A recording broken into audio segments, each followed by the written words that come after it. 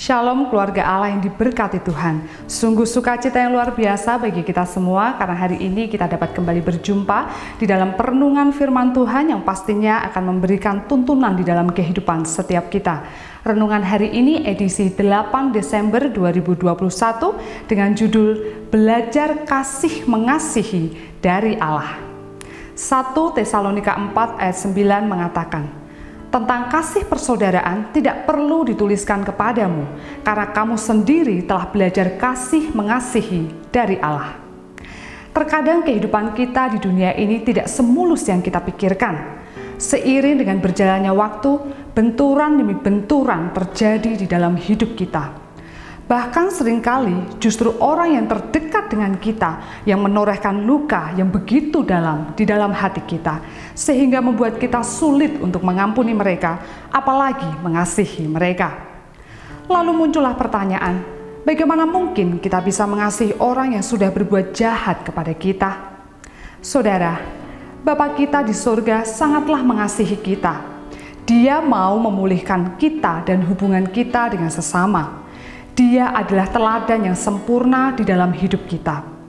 Bapa tidak hanya berkata dari sorga supaya kita mengasihi sesama kita, tetapi Bapa mengutus sendiri anaknya yang tunggal untuk turun ke dunia dan menunjukkan bahwa Dia mengasihi semua manusia.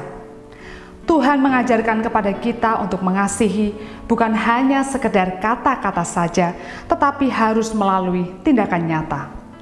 Dengan demikian setiap orang tahu bahwa Tuhan mengasihi semua manusia melalui diri kita, sehingga banyak orang menjadi percaya kepada Yesus sebagai Tuhan dan Juru Selamat kita. Mari kita belajar kasih mengasihi dari Allah. Allah tetap mengasihi manusia meskipun manusia begitu jahat di mata Tuhan. Bahkan dalam Yesaya 43 ayat 25 dikatakan, Tuhan berkata, Akulah Dia yang menghapus dosa pemberontakanmu oleh karena Aku sendiri dan tidak mengingat-ingat dosamu. Hal itu berarti bahwa Tuhan tidak akan mengingat-ingat dosa-dosa kita. Oleh karena itu saudara, apapun yang orang lain lakukan kepada kita, meskipun sangat melukai hati kita, mari kita belajar seperti Yesus, yaitu belajar untuk tidak mengingat-ingat kesalahan dan kejahatan orang lain. Kita belajar untuk melihat kebaikan-kebaikan yang pernah mereka lakukan kepada kita. Mari kita belajar untuk mengampuni dan mengasihi mereka. Kita harus selalu ingat bahwa Yesus datang ke dunia untuk memulihkan hubungan kita dengan orang-orang yang ada di sekitar kita. Amin untuk firman Tuhan.